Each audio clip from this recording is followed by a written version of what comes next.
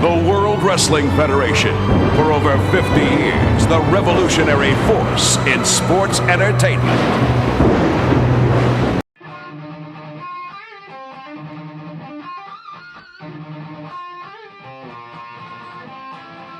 Hey guys, it's Steve from Mantis here. You're listening to the Good Friends Better Enemies podcast, only on the Counted Out 7 YouTube channel. Jay, let's go!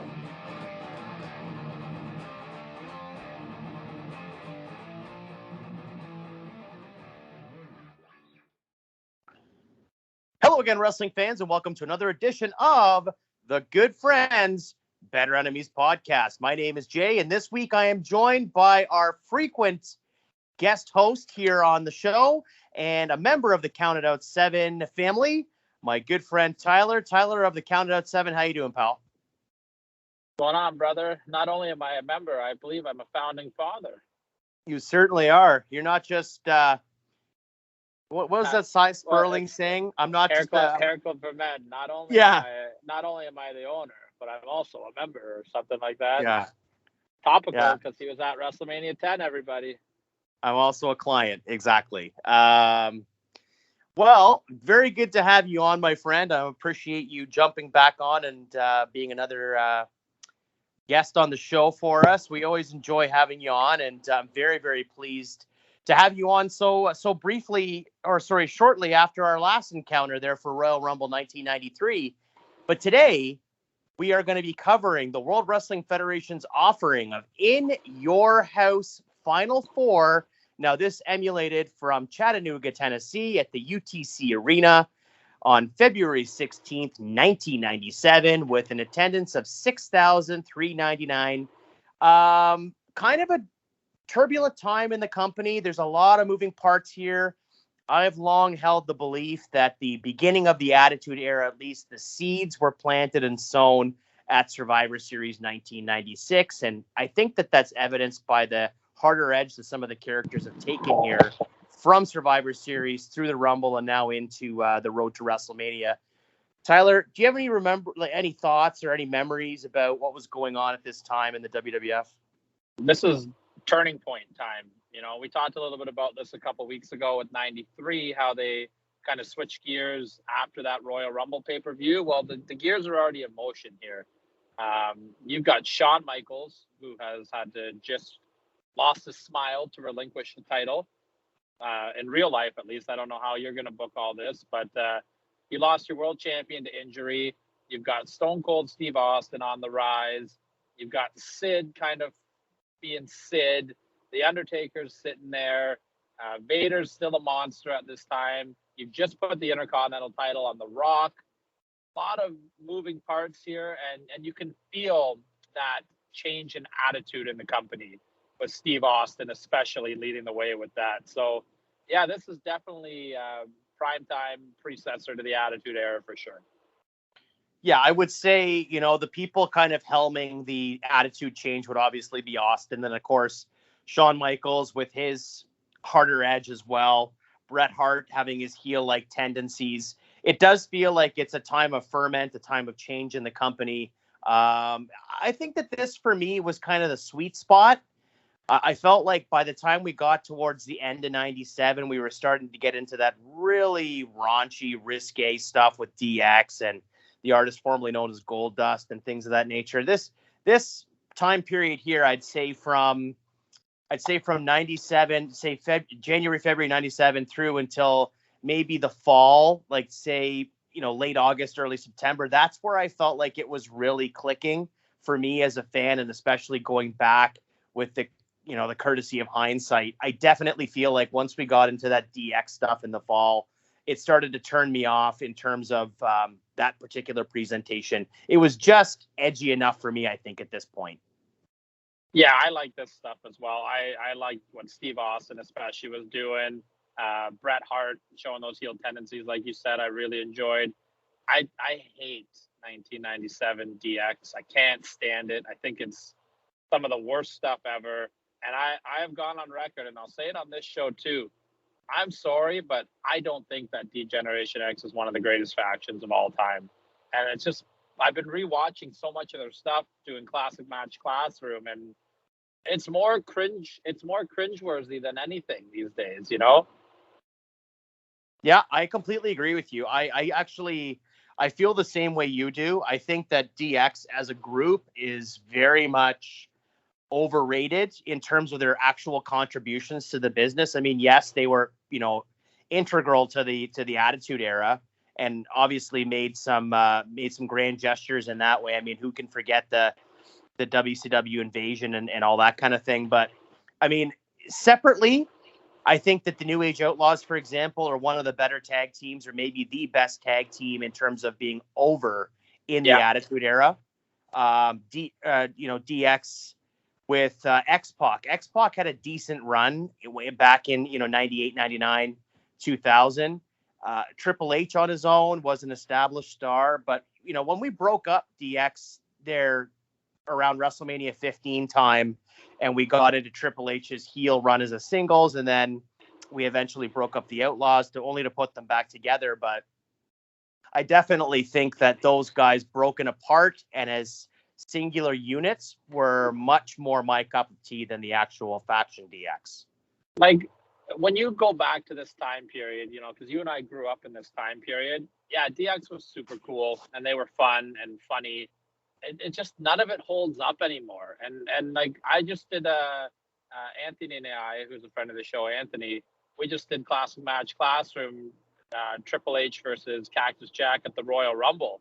And even Triple H there, like the Rock's out there being the Rock and super cool. And Triple H is making fart jokes. And a lot of Triple H's humor doesn't hold up for me.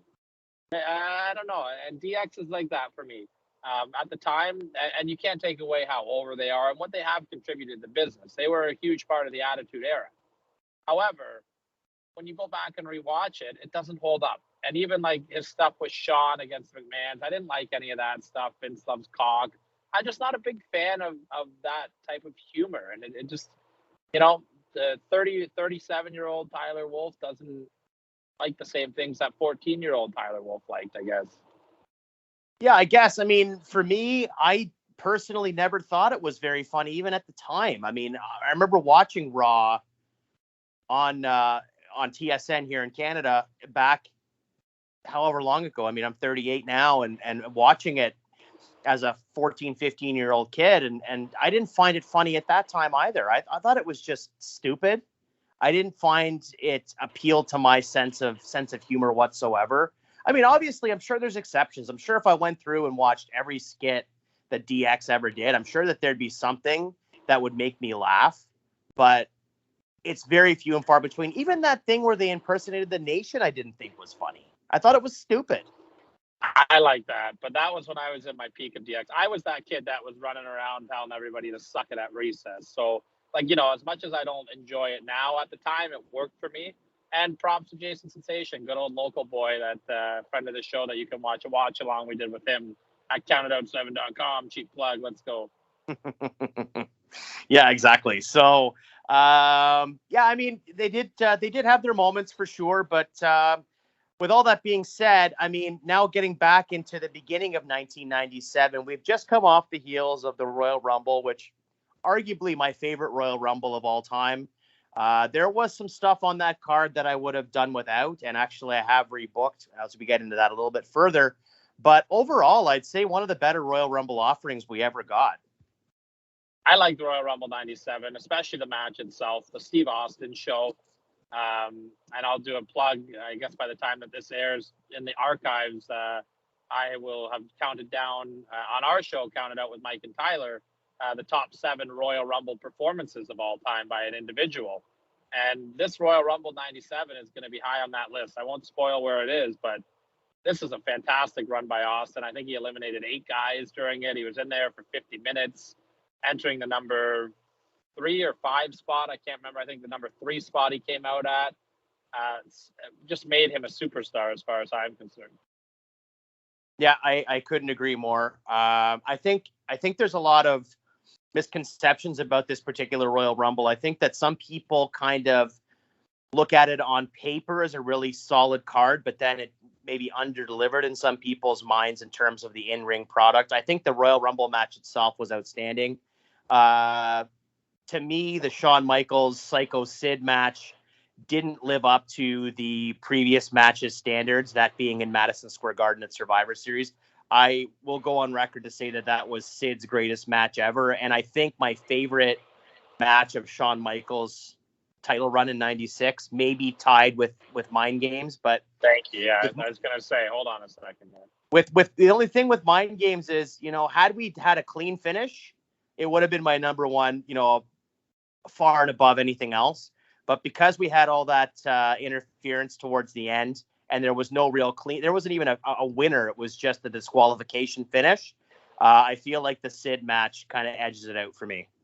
Well, I don't know if you realize this or not, but your show is named after another one of Shawn Michaels' greatest matches in 1996 as well. Oh, that's which match is that? I'm not really sure what you're referring to. Shawn and Diesel, man. Good friends, better enemies in your house. Oh, was that an In Your House? I didn't know. Yeah, I don't know if you ever watched those. I don't know if you ever watched those before. In your houses, you ever hear those?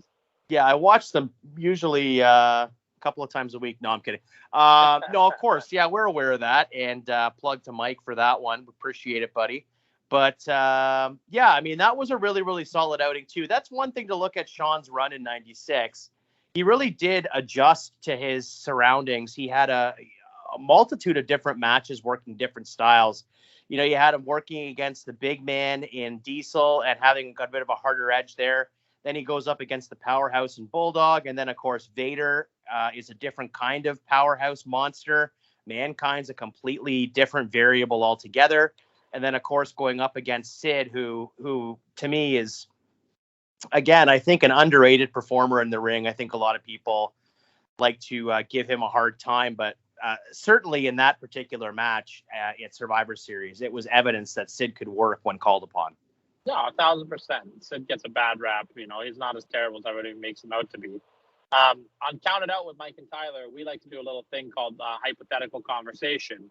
And I have one for you. I want to spring on you kind of on the spot here. Sounds Let's good. just say, hypothetically, that Shawn Michaels doesn't lose his smile here leading up to this event. How do you book him throughout the first half of '97? Where do you have him on? Obviously, he's not eligible to be on this card that you're rebooking today. So what would you have done with Shawn coming on to this card, and where would you had his WrestleMania direction? Well, I mean, we didn't talk about this off air, so you're kind of springing this on me kind of off the cuff. The first thing that comes to mind for me is maybe, like, obviously we're going to go to Brett and Shawn at Mania. Yeah. I almost feel like I would book Brett and Shawn the same way that they booked Brett and Steve. Like, I don't know if it would still be a submission stip, but I feel like if you want to get Brett over as the heel and you want to do this anti-American sentiment that they're going to do in the coming months, kind of having that same finish, maybe you have Shawn go over on Brett, and then you have Brett attack him and put him in the sharpshooter. So it's kind of like they're heelish, but they're face-ish going into it, and then there's an established heel and face going out of it. I mean, you could do it the other way too. I mean, I feel like Shawn's more natural as a heel, but at the same time, I love Brett's heel work so much in '97. I wouldn't want to see him as a face through '97. So what if you pull a similar finish that they did at Mania 17 and have Brett turn heel to win the title?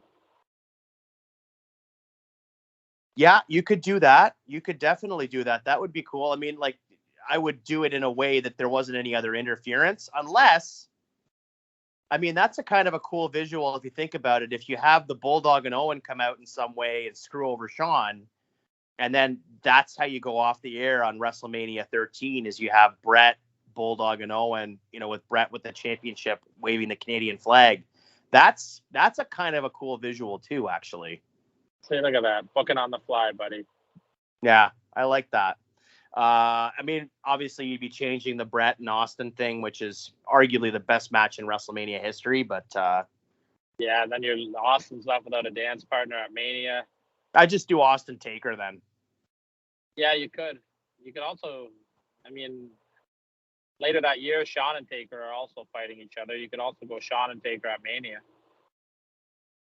Yeah, I would want to build that story a little bit more. I mean, there's certain matches. We talked about this off air when we were talking about booking 1997 because I had some difficulty, folks, booking 97. It's such a closely held year to my heart that, no pun intended, that it's difficult for me to rebook some of this stuff, even if it's not necessarily the best. I just have this emotional connection to it. So, in trying to rebook this, it was a little bit more laborsome than usual. Um, yeah, I mean, so it would be interesting to see how the dynamic of 97 would change going forward. I think with some of these tweaks, especially with the hypotheticals of, say, a Sean being involved or what have you. Yeah, he's a game changer, man, for sure. Yeah, I mean, I would love to see, like, I would never want to change, like, the Brett Taker match from SummerSlam. I think that's one of my favorite SummerSlam main events ever. So, Yeah. All right, Tyler, with that being said, are we all set to get into this sucker or what? And I'm excited. I know this is your area, your favorite genre, your favorite area, and I'm excited to see what your evil and smart and crazy mind has come up with, man. So let's get into her. Sounds good, man. I can't wait. So just a quick reminder to everybody that, with events that happen in real time, injuries and things of that nature, those all stay in.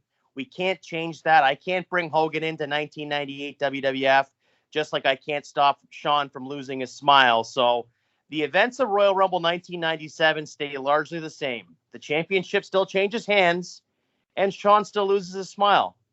Gorilla Monsoon decrees that there'll be 3 matches to crown the new WWF champion. Austin, Hart, Undertaker, and Vader will be paired off with the winners of each match competing to determine the undisputed WWF champion. But before we get there, we do have a free-for-all to get through. And the free-for-all match that we are going to be booking this week is Nation of Domination members Savio Vega and Crush going up against the Godwins. Okay, that's fair. Godwins are always a good little don't go mess with the country boy, gets the crowd going.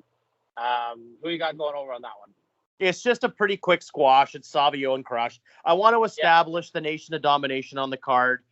Didn't really have a lot of room for them on the actual pay-per-view, and it was sort of a stopgap before the LOD came in to help out Ahmed Johnson. So I kind of felt like, let's get them on there. Let's get them some exposure. But at the same time, we don't need to make a meal out of it.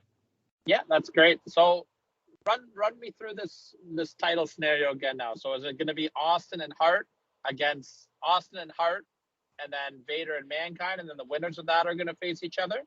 So all 4 guys, we have the final 4 that were in the Rumble match. Stone Cold Steve Austin, Bret Hitman Hart, The Undertaker, and the man they call Vader. They're going to be paired off into 2 singles matches. And the winners of those 2 singles matches are going to go on to face each other in the main event to crown an undisputed WWF champion. Interesting. You've gotten rid of the Final 4 match. I know that was a very highly critically acclaimed match. So very, very, very interesting to change that.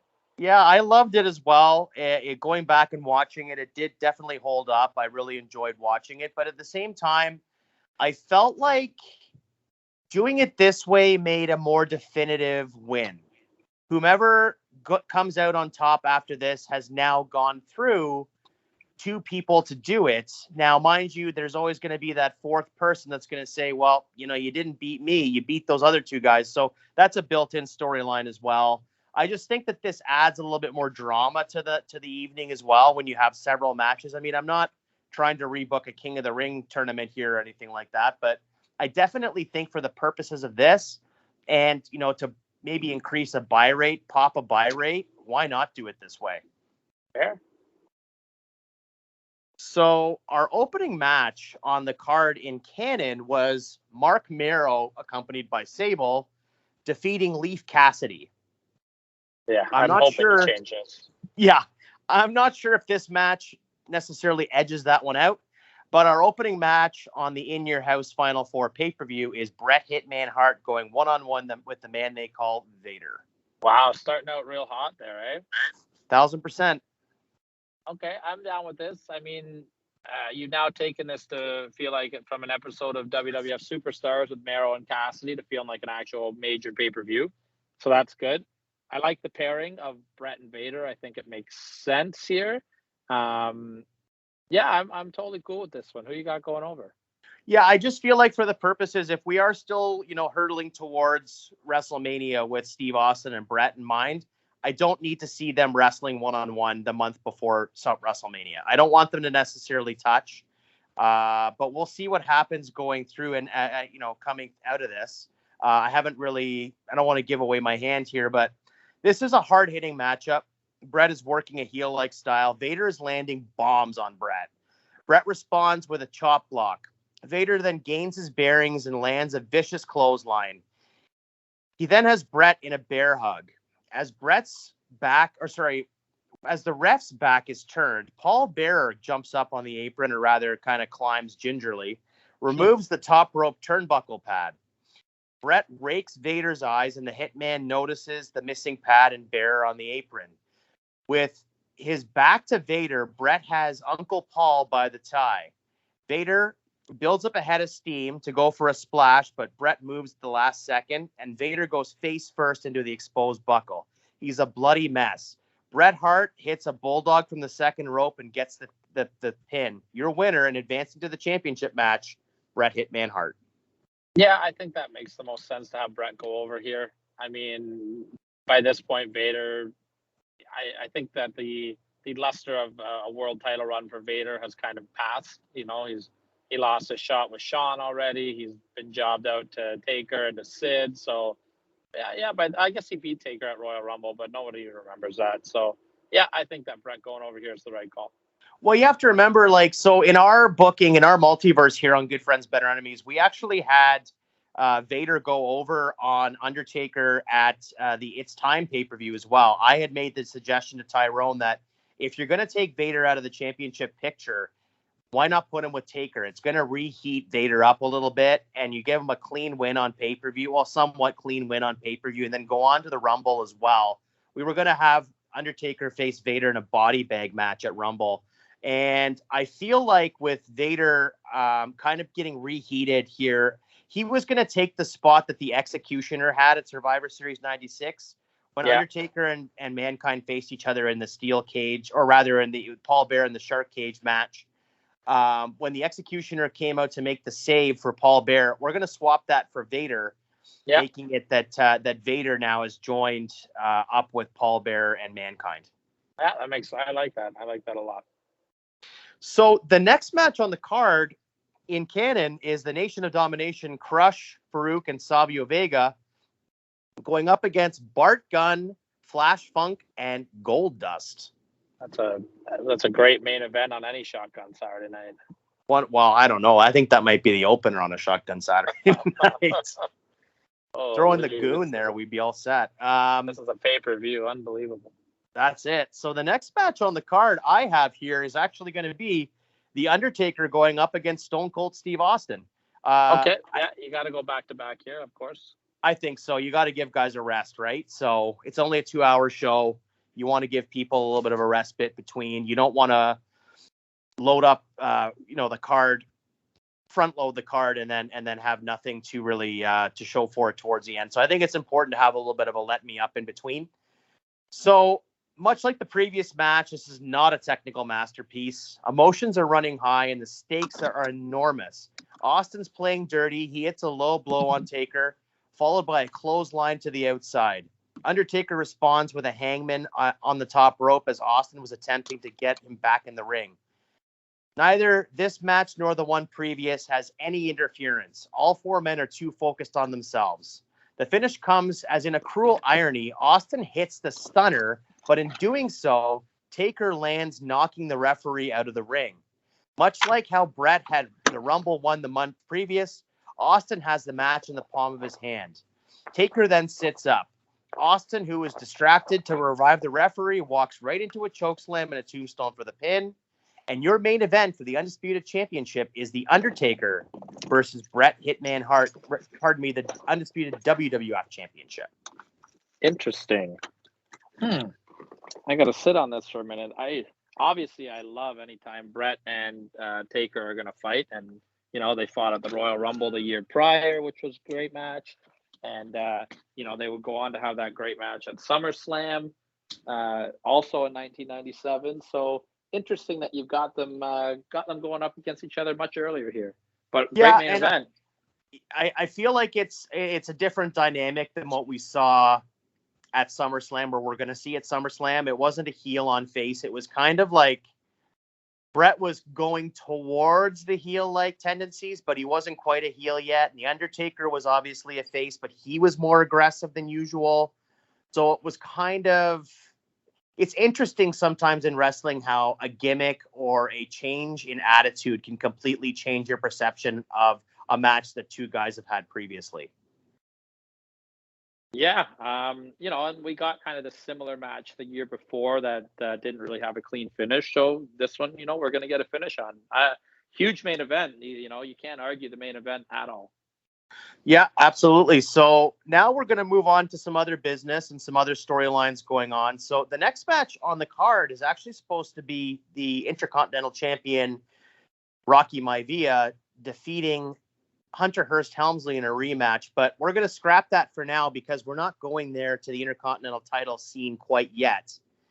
The next match on the card is something a little different. It is Jake the Snake Roberts going up against Mankind. Jake the Snake against Mankind. So Jake the Snake in 97 is pretty much on his way out. I don't think he did much more after that Royal Rumble in January, right? Yeah, he was released in February, but I felt like you have Jake. He's a huge star. He's established. Why not have him, wrestle Mankind on his way out? Okay. Yeah, I mean, I don't know. I don't know how I feel about this one. I think it's obviously it's a nice buffer. You need to have a little bit of a buffer match in between. I just don't know if I would have gone with Jake at this point. Okay. Well, I'll run you through it, and then afterwards I'll tell you who the other person was I was debating, and then we can talk about it. So it's a match that was to take place at the previous July's In Your House. Jake Roberts would be released in February. The two had some interaction in the Rumble, with Jake actually eliminating Mankind from the match. This is a dream match with these two characters, and the match is largely dominated by Mankind. The two end up on the outside early. Mankind lands that obligatory elbow off the apron on Jake. Jake gets his wits about him and whips Mankind into the steel steps. Jake then goes in to break the count. Mankind is back on the attack and hits a double arm DDT on Jake for a near fall. The two exchange hard right hands. Jake lands the short arm clothesline. He signals and lands the DDT. Mankind kicks out of the DDT. The first time anybody's ever done this. Wow, Jake is stunned. He goes for his bag with the snake, kind of lost and grasping at straws to come up with some offense. But he turns around and walks into a mandible claw. Jake is passed out, and the match is awarded to Mankind. Mankind then places the snake on Jake for the first time, and we see Mankind rocking back and forth with the piano theme playing in the arena and his lighting treatment in the ring. I was skeptical on the match, but the booking I really, really love, actually. And I'll give you this one. Yeah, put it on. I think that's a great way to give Mankind a rub. Yeah, I think so too. And especially because Mankind was a little bit lost in the shuffle after, I feel like after the Undertaker feud started to cool off a bit. We had seen that match at Survivor Series, the Buried Alive match previously. He really wasn't doing a whole lot in the beginning of 97. So I felt like this would be a great way to kind of get him reignited. And especially, with Jake being such a big star. And then, of course, Jake eliminating him from the Rumble. I felt like it was in a logical way to kind of get Jake one last match and to do the job for Mankind on his way out. Yeah, I'm on board with this, actually, 100%. The only thing I was really going back and forth on was, do I do Jake versus Mankind, or do I do a number one contenders match with Sid versus Mankind? I like the booking with Jake better. Yeah, I do too. So with that being said, we have a couple more items to get to before we get back to our main event picture. The next match on the card is Doug Furnas and Philip LaFon defeating Owen Hart and the British Bulldog by disqualification. Now, this was on the real card, right? That's on the card in canon. Now, that match is actually going to take place as well on our booking, but we're going to go back to In Your House It's Time. That was rebooked, and you can check that in our archives. in the Good Friends and Better Enemies podcast, either on YouTube or the Counted Out 7 website. So we had booked a best of 7 series that began at In Your House It's Time. It continued with both teams exchanging wins and losses, both on Raw, Superstars, and an occasional house show or two. The series was non-title, with the stipulation that should LaFawn and Furnace win the series, they would receive a championship opportunity. At the Royal Rumble, LaFawn and Furnace win the series. The titles are finally on the line at Final Four. It's another classic tag team matchup, back and forth. Bulldog and Owen are continuing to have their issues. The finish comes when Owen and Bulldog are having a shoving match in the ring. They are totally unfocused on their opponents. LaFawn grabs both men and nails a double noggin knocker. He then lands a spinning heel kick on Owen. Furnace hits that patented dropkick on Davey for the pin. Your winners, and finally, new WWF Tag Team Champions Doug Furnace and Philip LaFawn.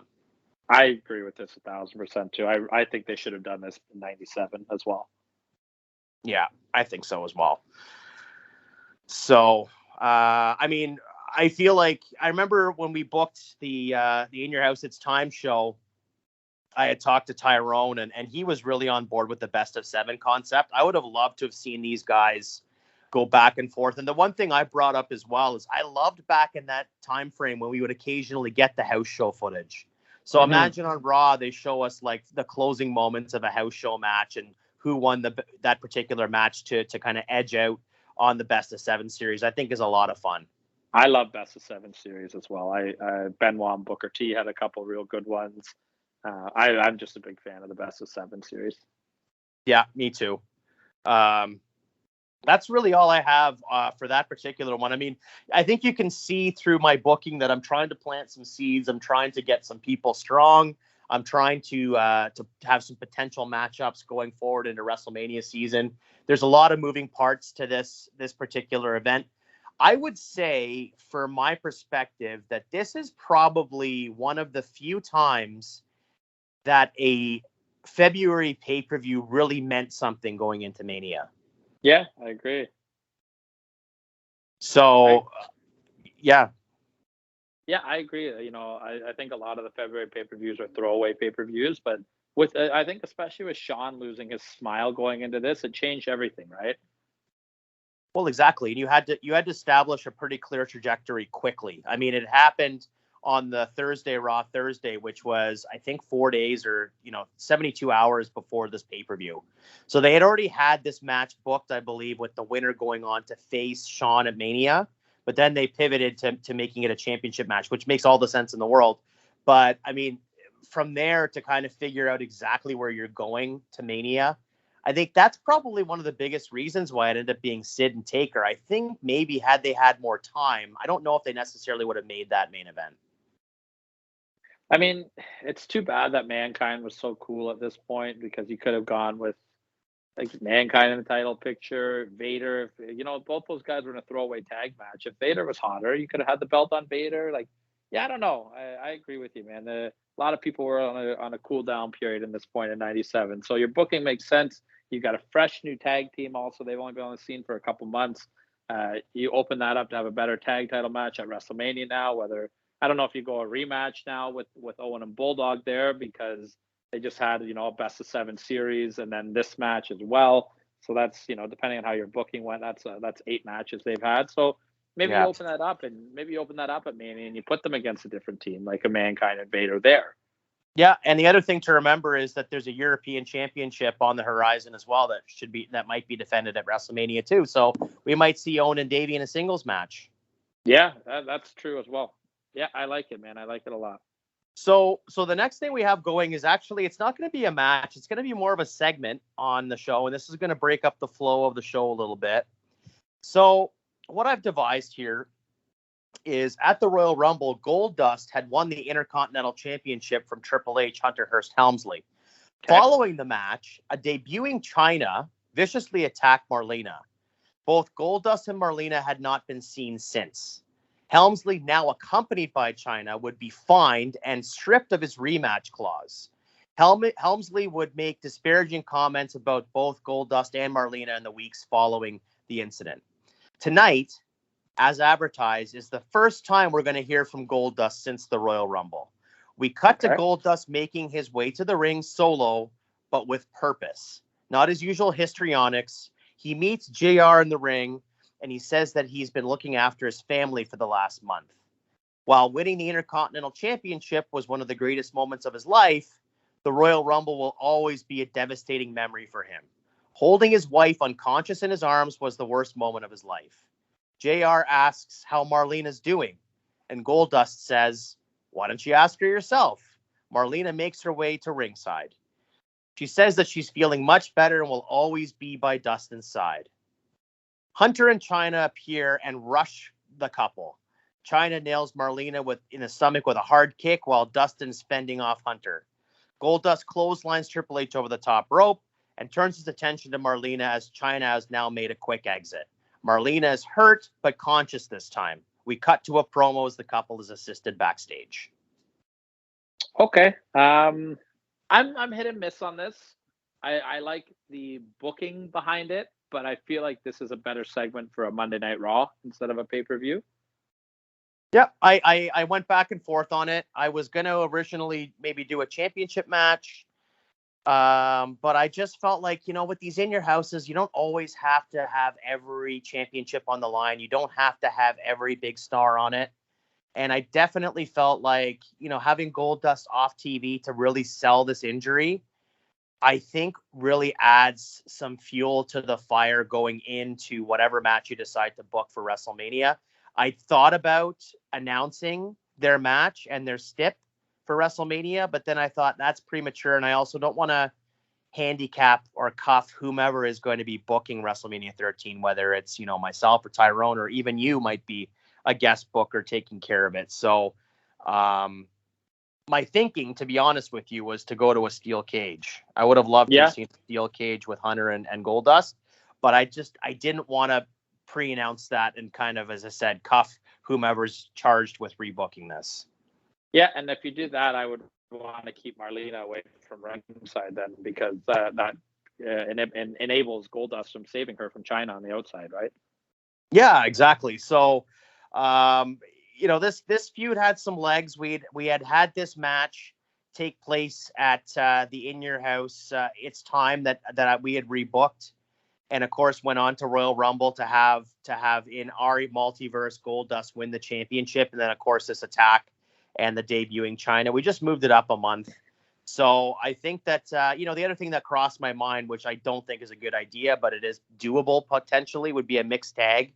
But I don't know if I really want to see Marlena wrestling in 1997. So yeah, I'm with you on that. It doesn't, you could, if you did that cage match, you could even have Marlena maybe make her return and push Chyna into the cage as as part of the finish, depending if you have Goldust going over or not.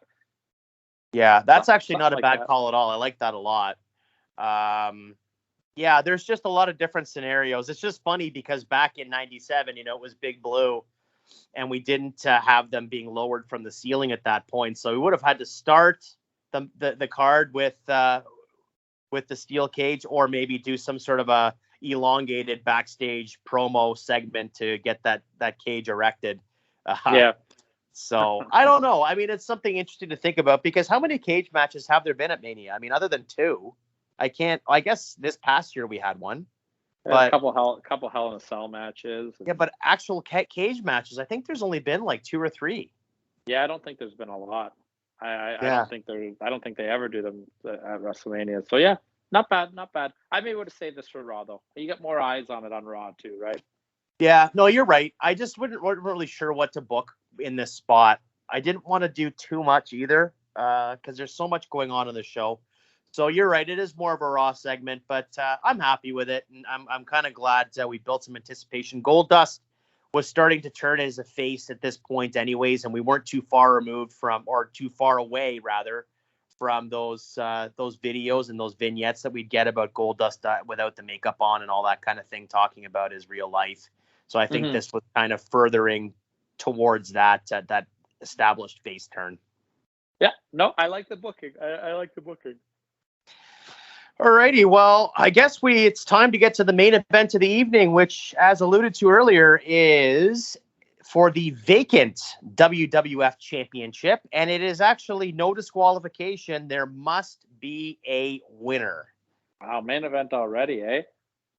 Yeah, well, it's only a 2-hour show, right? So you got to Yeah. figure with all these different moving parts. We've already had the 2 matches with Brett and Brett and Vader, as well as Taker and Austin. We've had Jake and Mankind. We've had the tag titles. We've had the situation with Goldust and Marlena, plus vignettes and everything else in between. We're getting pretty close to that top of the late hour. You know, I think maybe instead of your interview segment, then I think I would have put a singles match with Rocky Maivia on the card. Yeah, I thought about that. I just wasn't 100% sure who to put him with. Yeah. I mean, like, I'm looking at the roster now. You could, it depends. Like, if you want to build steam with the Nation, I was going to say you could have put him with Savio Vega. Maybe I think they would have had a good match, but I think Rocky needs to win at this point. Yeah, I mean, that's another thing, I guess, that just occurred to me is maybe you could have done like Ahmed and Rocky versus 2 members of the Nation, maybe, but yeah, that's not a bad place for that either. Yeah, I don't know. Yeah, you're right. I mean, I want to keep the Nation strong. You know, having Rocky do a quick, roll up or victory roll or what have you to get the pin on somebody would be okay. But I also don't want to necessarily deviate from, where we're going, because we need to blow off this Ahmed Johnson thing. Like I felt like we went way too long with that in '97. Let's blow it off at Mania, and that'll be that. Well, what if you did Rocky Maivia versus Farouk and have Ahmed Johnson come out and do some form of either interference or distract Farouk and give Rocky a slip on the banana peel win? Yeah, no, that's right. You're absolutely right. I mean, that's something I didn't consider. I did think about putting Rocky on the card, but I also didn't want him to have the championship at this point. I felt like it was way too early for him to have the Intercontinental title. Yeah, I agree. And obviously hindsight being 2020, everybody agreed with that. But I do think it's important that he's definitely somebody that I think needs to be a focal point on a lot of shows because of the potential that he has at this point. Absolutely. I think so far that'd be the only thing I would change on your card. Yeah, and that's completely fair. I mean, I get it. It was very much more of a Raw or, even a Superstar segment with Goldust. I totally get that. The only reason I kind of put it on the pay-per-view was because I kind of felt like if we're going to have him off TV for a month, it might be a fun way to get him back on. It might be like a bit of a hook. But no, you're right. I might have misstepped, and I maybe should have put a match in its stead with Rocky Maivia in some shape, form, or fashion. I mean, your booking was still fine. The segment with Goldust was still good, and it built to a story. So there's nothing wrong with it. I'm high on Rocky Maivia at this point. Yeah, for sure. So am I, especially without the Intercontinental title. I think we're good with him just kind of climbing the ladder. He doesn't need championship gold, 4 months after his debut. Well, much the same as Yokozuna winning the Rumble in '93, as we talked about a few weeks ago. I mean, that's just smart booking. Yeah, don't break your arm putting yourself over, buddy. Well, I mean, the world champion in '93 was Bret Hart, and you're booking him in a main event right now. Is he going to be the world champion in '97, Jay? I'm on pins and needles here. Yeah, I'm very interested myself. So, as I said, this is Bret Hart versus The Undertaker for the vacant WWF Championship. No disqualification. There must be a winner. So, this match, in all likelihood, will determine who goes to WrestleMania as the WWF Champion. Both men make their entrances and are respectful of each other's opening moments of the match. The story of the match is The Undertaker's right leg. Bret is working it over, starting with a vicious chop block, much like the one we saw earlier on Vader, a dragon screw leg whip, figure 4 around the ring post. Bret tries to reapply the figure 4 around the ring post again, but Taker shoves Bret into the guardrail with his good leg. Taker is now slowly getting mobile and getting some feeling back in his leg. Suddenly, both Vader and Mankind, at the direction of Paul Bearer, storm the ring. Taker is trying to fend them off both to no avail. As this is happening, Austin has emerged through the crowd and has attacked Bret. They're brawling on the outside. Austin sends Bret sailing to the steel steps. Officials and Gorilla Monsoon, who is in attendance, make their way to ringside and clear the interference. When the dust settles, the match continues with both men laying spent on the mat. The referee actually registers a 10 count, but since the match must have a winner, Gorilla Monsoon, still at ringside, orders the match continue. As both men regain themselves, it starts to heat up again. Brett works over the leg some more. Taker fires back with some more hard right hands. Vader and Mankind are once again trying to get to ringside, but are cut off by officials and Monsoon, and they're contained in the aisleway. Taker's distracted by this. At the same time, Austin manages to sneak back to ringside and nails Brett with a steel chair shot to the back of the head. As this commotion in the aisleway subsides and Taker turns his attention back to Brett, a prone hitman is scooped up and nailed with a tombstone pile driver. Your winner and new undisputed WWF champion, The Undertaker. We go off the air with The Undertaker acknowledging the creatures of the night while Brett is attended to at ringside. Interesting. Very, very interesting. I don't know how I feel about it.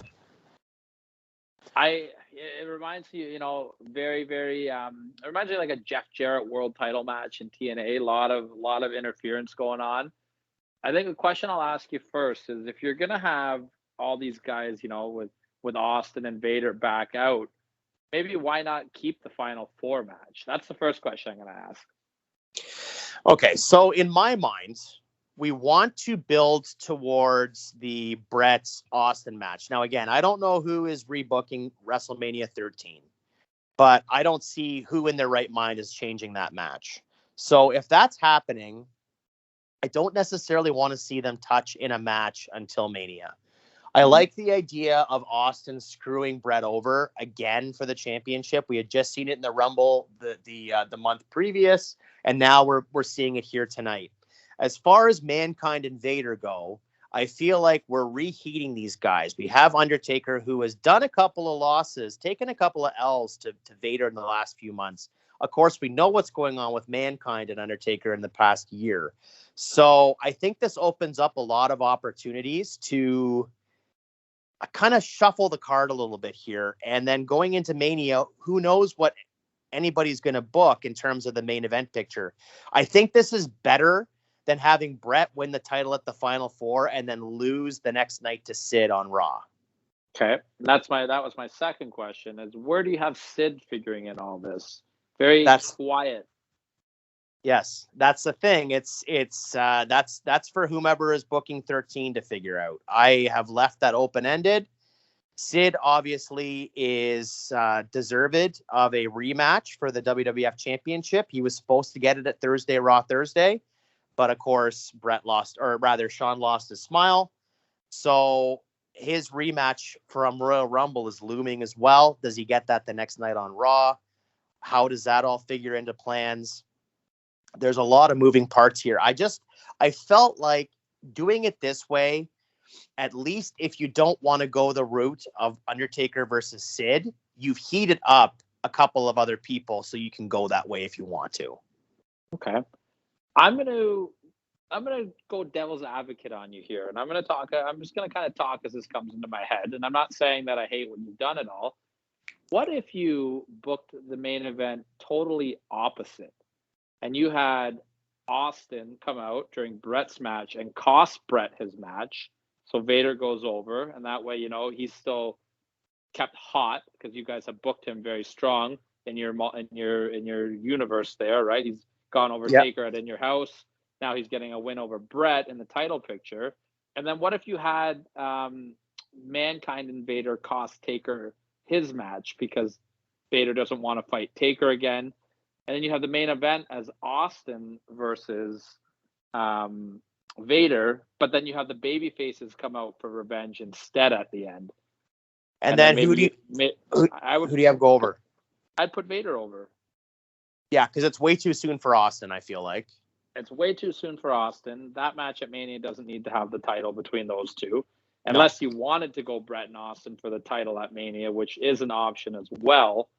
But if you put the belt on Vader here, you've got a monster heel as your champ. He'd essentially be in the Sid role. You know what I mean? And then you have your option. You could put Taker with him at Mania. You could put whoever. You know what I mean? Yeah, no, I I never really considered that, only because I thought that the more intriguing match for me was the face on face dynamic, because this is, both these guys are someone that the crowd was gonna want to see win the match. So I do think your suggestion is interesting. I don't know if I necessarily buy Vader going in to the event as champion, like into WrestleMania as champion. Like, See, but by your booking, though, it's different. I think you're still thinking in Real 97, where I agree with you. But by your booking, you've got him strong with Taker, and now you've just aligned him with Paul Bearer and Mankind. Like, what a better way to make that little threat serious than by strapping the belt to Vader right away?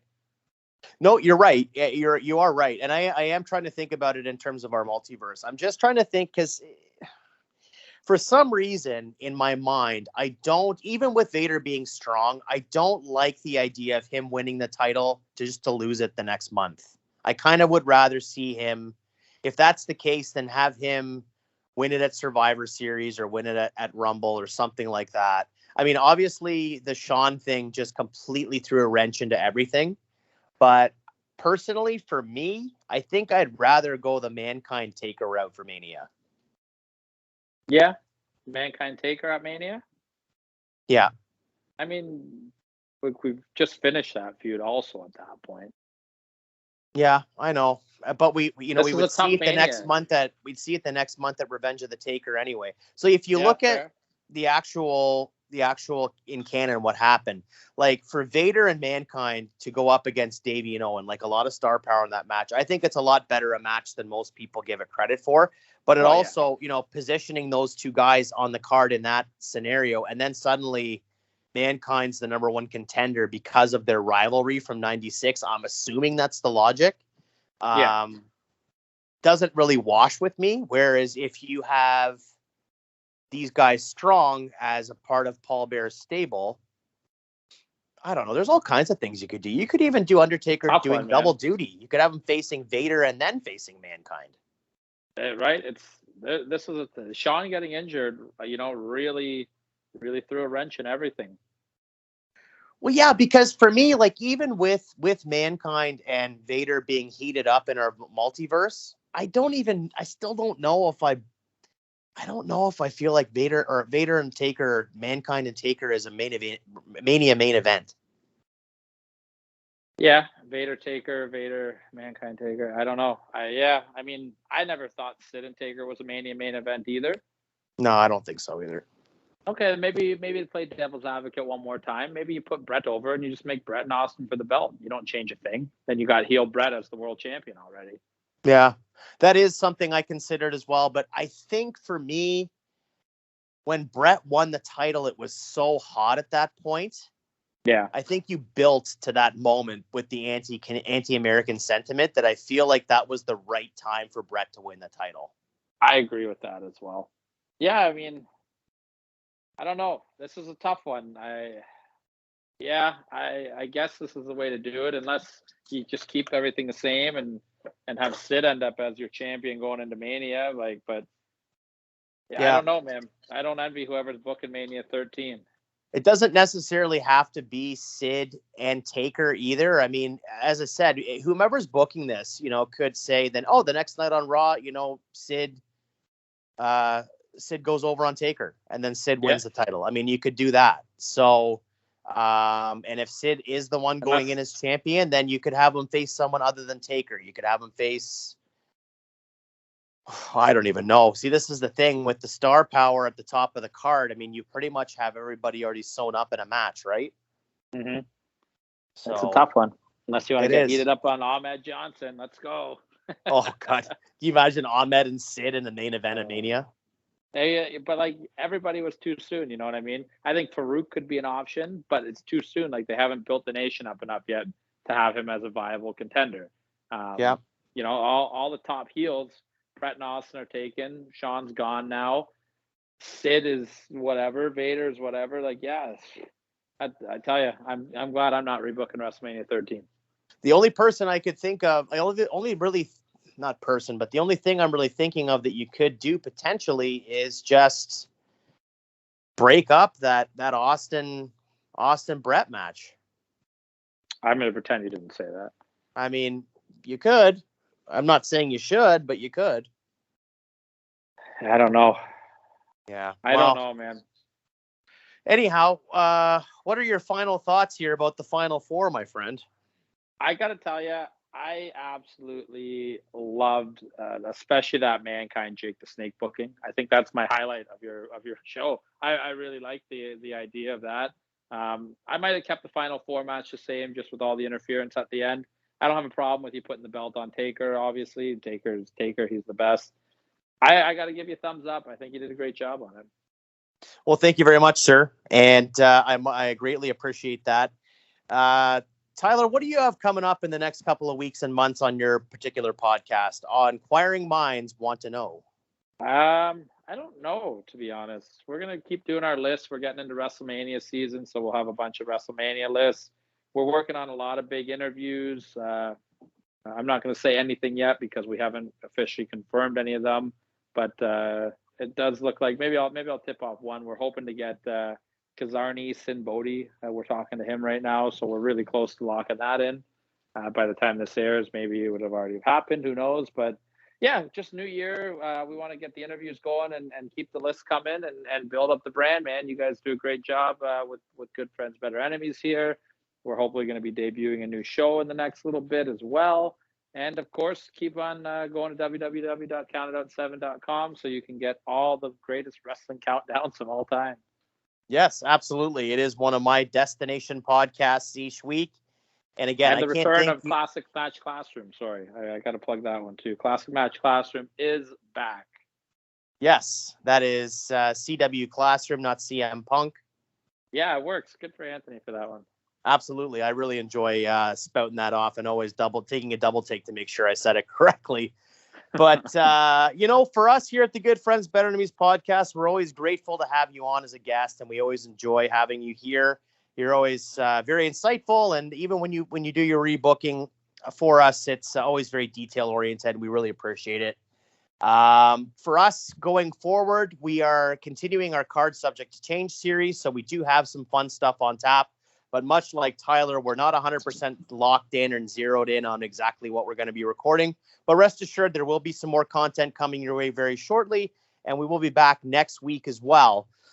But, of course, in the meantime, you can catch us on Instagram at good_enemies and on Twitter at good_enemies. And, ladies and gentlemen, for myself, for Tyler, for Tyrone, we miss you, buddy, for the Final Four in Chattanooga, Choo-Choo, Tennessee, and for the World Wrestling Federation in 1997, you've been listening to the Good Friends, Better Enemies podcast.